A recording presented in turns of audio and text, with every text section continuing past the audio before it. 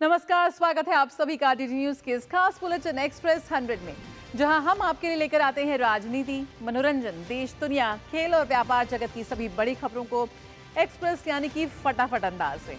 मैं हूं जया सिन्हा, तो आइए देखते हैं खबरें तेज रफ्तार से। प्रधानमंत्री नरेंद्र मोदी आज जर्मनी के फेडरल चांसलर फ्रेडरिक मर्ज से अहमदाबाद में मुलाकात करेंगे। फ्रेडरिक मर्ज आज से भारत की आधिकारिक यात्रा पर रहेंगे। इस दौरान दोनों नेता द्विपक्षीय रणनीतिक साझेदारी में अब तक हुई प्रगति की समीक्षा करेंगे। द्विपक्षीय वार्ता में व्यापार और निवेश, प्रौद्योगिकी, शिक्षा, कौशल विकास और गतिशीलता में सहयोग को और मजबूत करने पर फोकस होगा।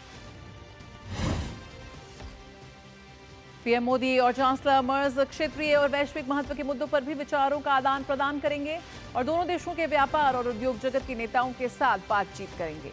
दोनों नेता साबरमती आश्रम जाएंगे और साबरमती रिवर फ्रंट पर अंतर्राष्ट्रीय पतंग महोत्सव में भी भाग लेंगे।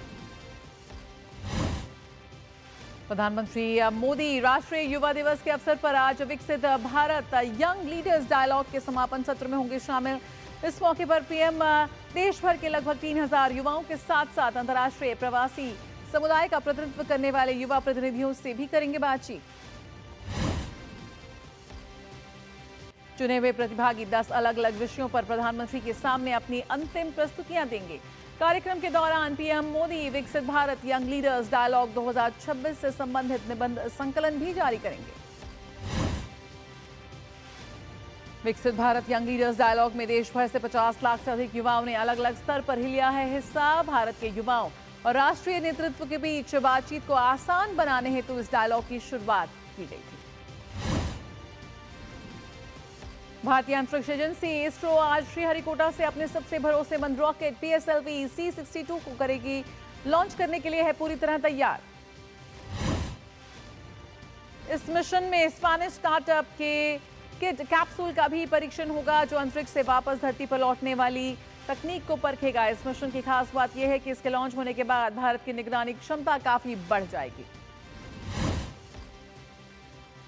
उत्तरी बंगाल के 7 जिलों में चाय बागान श्रमिकों के SIR से संबंधित आशंकाओं को चुनाव आयोग ने किया दूर। दार्जिलिंग, कालिम्पोंग, अलीपुरद्वार, जलपाईगुड़ी, कूच बिहार और उत्तर व दक्षिण दिनाजपुर के चाय बागानों में कार्यरत कई श्रमिकों को सुनवाई के लिए नोटिस मिले। आयोग ने स्पष्ट कर दिया कि इन 7 जिलों के चाय बागानों में कार्यरत श्रमिकों के लिए सिंकोना प्लांटेशन रिकॉर्ड्स को SIR सुनवाई में वैध दस्तावेज के रूप में मान्यता दी जाएगी। पश्चिम बंगाल में कानून व्यवस्था सवालों के घेरे में, वहीं अब चुनाव आयोग की भी एंट्री हो गई है। नेता विपक्ष शुभेंदु अधिकारी पर हमले का मामला गर्मा गया है। विधानसभा चुनाव से पहले चुनाव आयोग ने जताई चिंता। निर्वाचन आयोग को कानून व्यवस्था को लेकर राज्य मुख्य निर्वाचन अधिकारी ने रिपोर्ट भेजी है। तृणमूल कार्यकर्ताओं पर शुभेंदु अधिकारी की गाड़ी पर हमले के आरोप हैं। चंपाहटी में पटाखा फैक्ट्री में युवक की मौत का भी रिपोर्ट में जिक्र है। केंद्रीय मंत्री सुकान मंजुमदार ने पश्चिम बंगाल में केंद्रीय बलों की तैनाती की मांग की है। स्वामी विवेकानंद ने भारत में सामाजिक, धार्मिक, सांस्कृतिक और राजनीतिक पुनर्जागरण के क्षेत्र में महत्वपूर्ण भूमिका निभाई। आज इसी महान दार्शनिक और युग प्रवर्तक स्वामी विवेकानंद की जन्म जयंती है। स्वामी विवेकानंद की जयंती पर पीएम मोदी ने एक्स पर लिखा, भारतीय युवा शक्ति के सशक्त प्रेरणा स्रोत स्वामी विवेकानंद को उनकी जयंती पर आदरपूर्ण श्रद्धांजलि।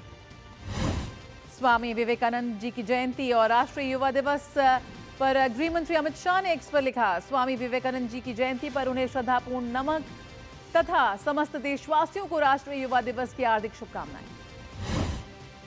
इलेक्ट्रॉनिक्स और सूचना प्रौद्योगिकी मंत्री अश्विनी वैष्णव अमेरिका के वॉशिंगटन में G7 की महत्वपूर्ण खनिज मंत्री स्तरीय बैठक में लेंगे भाग। इस बैठक का उद्देश्य रणनीतिक संसाधनों के लिए वैश्विक आपूर्ति श्रृंखलाओं को सुरक्षित करना।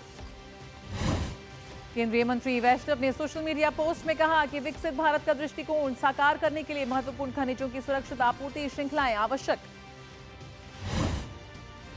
क्रिटिकल मिनरल्स मिनिस्ट्रियल मीटिंग में इलेक्ट्रिक वाहन, नवीकरणीय ऊर्जा, सेमीकंडक्टर और रक्षा क्षेत्र के लिए आवश्यक क्रिटिकल मिनरल्स की उपलब्धता और आपूर्ति सुरक्षा पर होगी चर्चा। केंद्रीय गृह मंत्री अमित शाह आज नई दिल्ली में institute of chartered accounts of India द्वारा आयोजित सहकारिता चिंतन शिविर में मुख्य अतिथि के रूप में होंगे शामिल। सहकारिता चिंतन शिविर कार्यक्रम सहकारिता क्षेत्र को मजबूत करने, वित्तीय पारदर्शिता, सुशासन और पेशेवर दक्षता पर विचार विमर्श के उद्देश्य से आयोजित किया जा रहा है। विदेश मंत्रालय ने जर्मन चांसलर फ्रेडरिक मर्ज के भारत दौरे पर खुशी जाहिर की। विदेश मंत्रालय के प्रवक्ता रणधीर जायसवाल ने सोशल मीडिया पोस्ट साझा कर फ्रेडरिक मर्ज का भारत में स्वागत किया। उन्होंने जर्मनी भाषा में लिखा, वेलकम इन इंडिया। भारत आने के बाद फेडरल चांसलर फ्रेडरिक मर्ज एक ऑफिशियल दौरे पर सबसे पहले अहमदाबाद पहुंचे, जहां एयरपोर्ट पर गुजरात के राज्यपाल आचार्य देवव्रत ने उनका गर्मजोशी से किया स्वागत। विश्व पुस्तक मेले में केसी त्यागी की पुस्तक संकट की खेती, चैतन्य प्रसाद की पुस्तक व्हेन ब्रांडिंग मेट मूवीज और प्रकाशन विभाग की आधुनिक भारत के निर्माता अटल बिहारी वाजपेयी पुस्तक का भी लोकार्पण किया गया। विश्व पुस्तक मेले में भारतीय नौसेना के लिए विशेष स्टॉल लगाए गए हैं, जिनमें भारतीय नौसेना के प्रमाणिक प्रकाशनों के साथ साथ बारीकी से तैयार किए गए जहाजों के मॉडल प्रदर्शित किए गए हैं। प्रकाशन विभाग की नई पत्रिका संगमनी प्रभा के पहले अंक का विश्व पुस्तक मेले में हुआ लोकार्पण। दिल्ली विश्वविद्यालय के हिंदू अध्ययन केंद्र के निदेशक प्रोफेसर ओमनाथ बिमली ने इस द्विभाषीय पत्रिका का किया लोकार्पण। प्रकाशन विभाग के प्रधान महानिदेशक भूपेंद्र कैंथुला भी रहे उपस्थित। संगमनी प्रभा प्रकाशन विभाग की पहली त्रैमासिक और द्विभाषी पत्रिका है। इस पत्रिका में प्रकाशित होने वाली मूल सामग्री संस्कृत भाषा में होगी, लेकिन हिंदी भाषी पाठकों के लिए हर पृष्ठ पर प्रस्तुत संस्कृत सामग्री का हिंदी अनुवाद भी होगा प्रकाशित। गृहमंत्री अमित शाह ने राजमाता जीजाबाई जी की जयंती पर नमन किया। एक्स पर लिखा कि राजमाता जीजाबाई जी ने छत्रपति शिवाजी महाराज जी में बाल्यकाल से ही साहस, स्वाभिमान और संस्कृति की रक्षा के संस्कार भरे। उपराष्ट्रपति सीपी राधाकृष्णन जवाहरलाल नेहरू यूनिवर्सिटी के दीक्षांत समारोह में मुख्य अतिथि के तौर पर होंगे शामिल। नौसेना प्रमुख एडमिरल दिनेश के त्रिपाठी लक्षद्वीप केंद्र शासित प्रदेश में 5 दिवसीय joint services multi speciality medical camp का औपचारिक उद्घाटन करेंगे। दिल्ली की मुख्यमंत्री रेखा गुप्ता तालकटोरा स्टेडियम में होने वाले भारतीय युवा सांसद 2026 कार्यक्रम में स्पीकर के तौर पर होंगी शामिल। मध्य प्रदेश के मुख्यमंत्री मोहन यादव मध्य प्रदेश स्टार्टअप समिट में प्रदर्शनी का करेंगे उद्घाटन। 11 जनवरी को शुरू हुआ ये 2 दिवसीय समिट आज स्टार्टअप अवार्ड्स के साथ होगा पूरा। राष्ट्रीय युवा दिवस और राष्ट्रीय गीत की 150वीं वर्षगांठ के अवसर पर उड़ीसा के सभी शैक्षणिक संस्थानों में वंदे मातरम का सामूहिक गायन आयोजित किया जाएगा। परीक्षा पे चर्चा के 9वें संस्करण में माईगव पोर्टल पर 1 दिसंबर 2025 से 11 जनवरी 2026 तक परीक्षा पे चर्चा प्रतियोगिता 2026 का होगा आयोजन। कक्षा 6 से 12 के छात्रों के लिए प्रतियोगिता आयोजित की जाएगी। परीक्षा पे चर्चा कार्यक्रम से जुड़ने और प्रधानमंत्री के साथ संवाद करने के लिए इस बार देश भर के स्कूली छात्रों में जबरदस्त उत्साह। पिछले साल कार्यक्रम के लिए 3 करोड़ 56 लाख पंजीकरण हुए थे। प्रधानमंत्री मोदी की प्रगति समीक्षा बैठकों में विकास की लंबी लकीर खींची है। वर्षों से लंबित परियोजनाएं अब पूरी हो रही हैं। इसी सूची में झारखंड का Patratu super thermal power project भी शामिल। झारखंड के रामगढ़ स्थित Patratu super thermal power project ऊर्जा सुरक्षा और औद्योगिक विकास के लिहाज से इस प्लान को काफी अहम माना जाता है। इस परियोजना के पहले चरण में 800 मेगावाट की 3 इकाइयां स्थापित की जा रही हैं। पीएम मोदी की प्रगति की वजह से मिजोरम के Bairabi Sairang rail line project हुआ पूरा। प्रगति में समीक्षा और प्रधानमंत्री की लगातार निगरानी के बाद इस परियोजना में आई रफ्तार से पहली बार आइजॉल सीधे भारतीय रेल नेटवर्क से जुड़ा। नंगल डैम तलवाड़ा नई ब्रॉडगेज रेल लाइन, ये परियोजना कई समस्याओं के चलते वर्षों से अटकी हुई थी, लेकिन प्रगति प्लेटफॉर्म के तहत पीएम मोदी की सीधी निगरानी में आने के बाद इसे मिली है नई रफ्तार। प्रधानमंत्री मोदी के नेतृत्व में प्रगति प्लेटफॉर्म ने पुणे मेट्रो जैसे जटिल शहरी प्रोजेक्ट को नई रफ्तार दी। पुणे की सस्टेनेबल मोबिलिटी की रीढ़ बन चुकी है और लाखों यात्रियों को तेज, सुरक्षित और भरोसेमंद सफर दे रही है। भारत सरकार लोगों के व्यक्तिगत डेटा सुरक्षा के लिए लगातार कर रहा है काम। मोबाइल सुरक्षा के लिए एक उपयुक्त और मजबूत नियामक ढांचा विकसित करने के लिए सरकार की तरफ से प्रक्रिया जारी। वक्त एक छोटे से ब्रेक का, जल्द हाजिर होते हैं।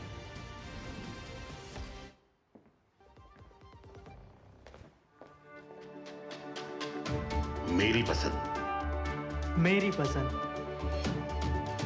मेरी पसंद, मेरी पसंद, हमारी पसंद, हम सबकी पसंद। मजबूत देश का मजबूत सरिया हो गया स्टील। जब 25 साल के प्रत्युष का किडनी का ऑपरेशन हुआ तो पॉलिसी बाजार की टीम ने हॉस्पिटल पहुंचकर 12 लाख का क्लेम अप्रूव करवाने में पूरी हेल्प की। पॉलिसी बाजार पर 1 करोड़ का हेल्थ इंश्योरेंस सिर्फ 550 रुपए महीने से शुरू। ब्रेक के बाद स्वागत है। आइए शुरुआत करते एक बार फिर एक्सप्रेस 100 की। सरकार उद्योग के हितधारकों के साथ मिलकर काम करने और उनकी चिंताओं को रचनात्मक तरीके से दूर करने के लिए प्रतिबद्ध। सरकार का कहना है कि उद्योग की किसी भी वैलिड चिंता की देश और उद्योग के सर्वोत्तम हित में जांच की जाएगी। केंद्रीय सड़क परिवहन एवं राजमार्ग मंत्री नितिन गडकरी ने ट्वीट कर जानकारी दी कि national highway authority of India ने लगातार बिटुमिनस कंक्रीट बिछाने में 2 नए गिनीज वर्ल्ड रिकॉर्ड बनाकर इतिहास रचा। यह ऐतिहासिक कार्य आंध्र प्रदेश में बेंगलुरु कडप्पा विजयवाड़ा 6 लेन इकोनॉमिक कॉरिडोर के पैकेज 2 और पैकेज 3 में पुटुपर्ती और के पास पूरा किया गया।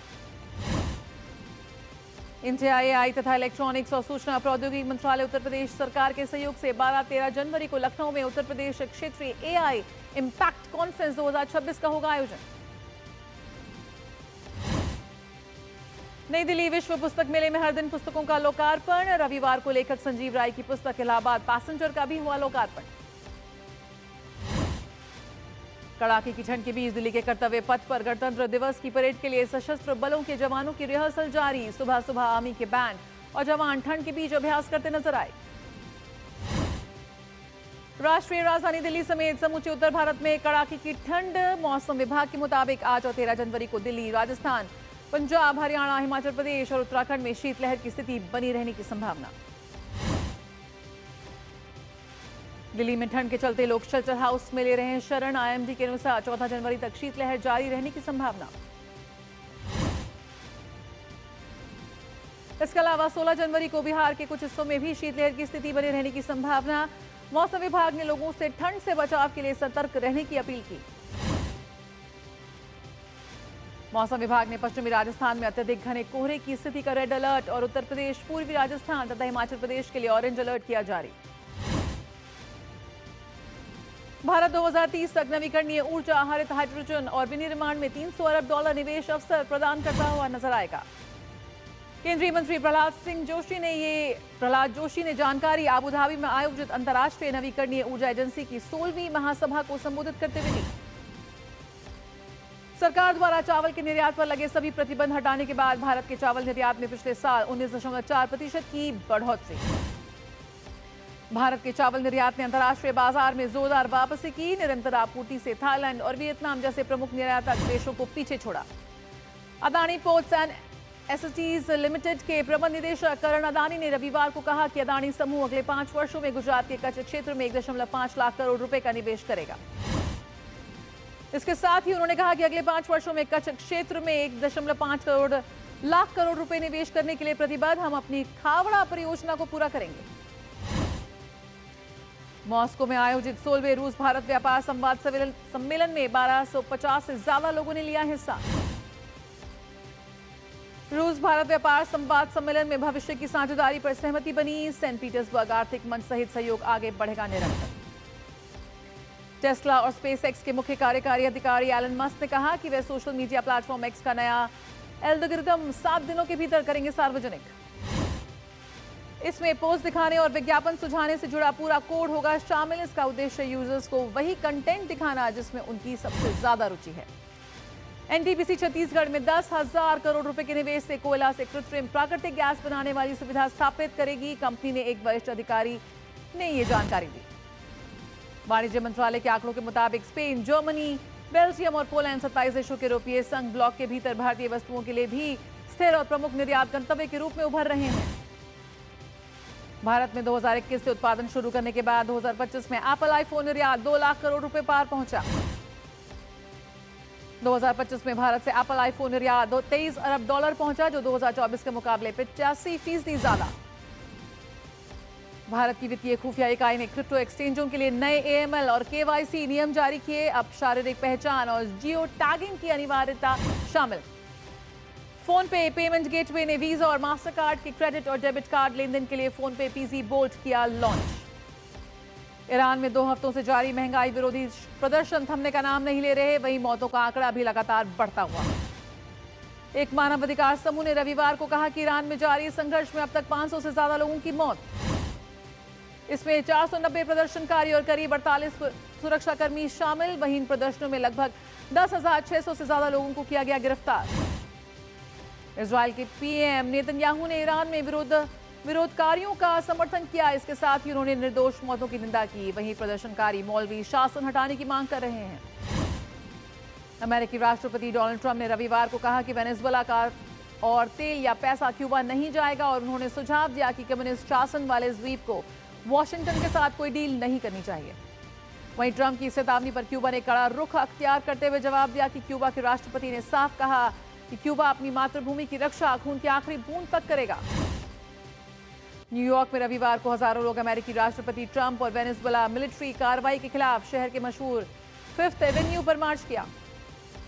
पाकिस्तान की राजधानी इस्लामाबाद में रविवार को तड़के गैस सिलेंडर विस्फोट में 8 लोगों की मौत। यह घटना इस्लामाबाद के सेक्टर G7/2 में शादी समारोह के दौरान हुई, जिसमें 8 लोगों की मौत हुई और 11 लोग घायल। अब तक 19 लोगों को मलबे से बाहर निकाला जा चुका है। इमरान खान की पाकिस्तान तहरीक-ए-इंसाफ पार्टी के समर्थकों ने रविवार को कराची में एक रैली निकाली और इमरान खान की रिहाई की मांग की। बताया जा रहा है कि सिंध सरकार ने PTI को सभा की इजाजत दी, लेकिन पार्टी ने आखिरी पल जगह बदली। पुलिस और समर्थकों के बीच झड़प भी हुई। यूक्रेन की सेना ने रविवार को कैस्पियन सागर में रूस की लुकोइल कंपनी के 3 तेल प्लेटफॉर्म पर किया हमला। यूक्रेन के स्पेशल ऑपरेशंस फोर्सेस ने ड्रोन से लिया गया वीडियो जारी किया, जिसमें हमले दिखाए गए। हवाई की प्रसिद्ध किलुआ ज्वालामुखी से रविवार को लावा बहने लगा और 2 क्रेटरों से आग, धुआं और राख निकलने लगी। रुकेंगे एक छोटे से ब्रेक के लिए, जल्द हाजिर होते हैं। आप देखते रहिए एक्सप्रेस 100। अज सारे मोहल्ले हाजी, खुशियों दी तुम्बी बाजी, हर स्वाद दिले चटकारे, नचदे ने सारे बाजी। लोहड़ी दी बधाइयां, अज मिलके जश्न मनावांगे। लोहड़ी दियां लख लख बधाइयां। हो असली मसाले सच MDH। ब्रेक के बाद स्वागत है। आप देख रहे हैं एक्सप्रेस 100। बात करें तो यूनाइटेड स्टेट्स जियोलॉजिकल सर्वे ने चेतावनी दी है कि ज्वालामुखी अपने 40वें विस्फोट की कगार पर है, जो 11 से 14 जनवरी के बीच हो सकता है।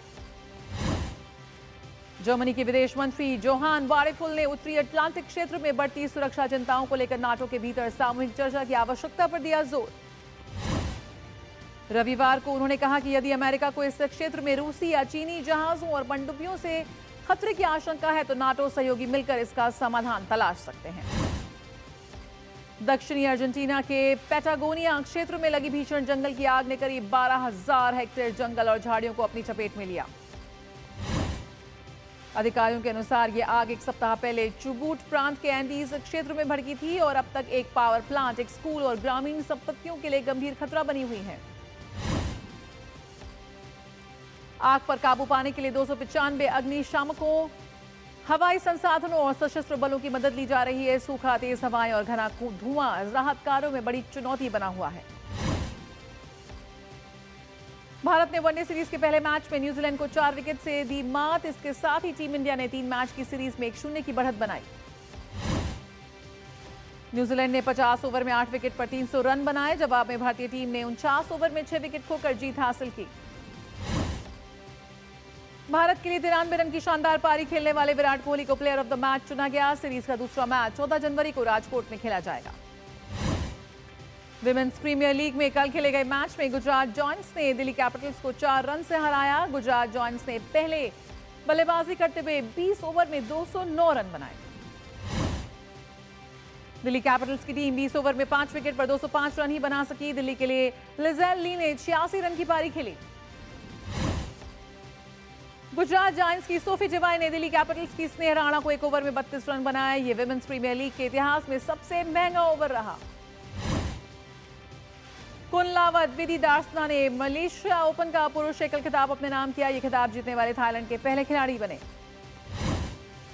मलेशिया ओपन का महिला एकल खिताब दक्षिण कोरिया की आन ये यंग ने जीता। यंग ने फाइनल में दुनिया की नंबर 2 खिलाड़ी वांग जी यी को मात दी।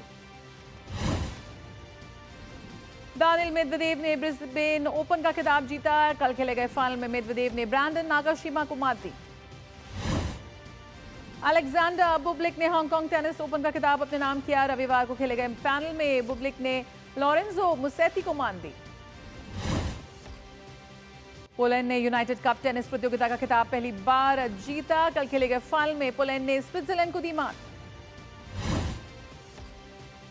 बार्सिलोना ने स्पेनिश सुपर कप पर अपना कब्जा बरकरार रखा। कल खेले गए रोमांचक मुकाबले में बार्सिलोना ने रियल मैड्रिड को 3-2 से दी मात। बुंदेसलीगा में बायर्न म्यूनिख ने वोल्फ्सबर्ग को 8-1 से करारी शिकस्त दी। इस जीत के साथ बायर्न ने लीग के शीर्ष पर 11 अंक की बढ़त बनाई। लिवरपूल के डिफेंडर कोनर ब्रैडली बाकी बचे घरेलू सीजन में नहीं खेल पाएंगे। गुरुवार को आर्सेनल के खिलाफ खेले गए मैच में ब्रैडली ने घुटने में गंभीर चोट उनके लग गई थी। खबरों का सिलसिला जारी रहेगा डीडी न्यूज पर, लेकिन फिलहाल एक्सप्रेस न्यूज में इतना ही। मुझे मेरी पूरी टीम को दीजिए इजाजत। नमस्कार।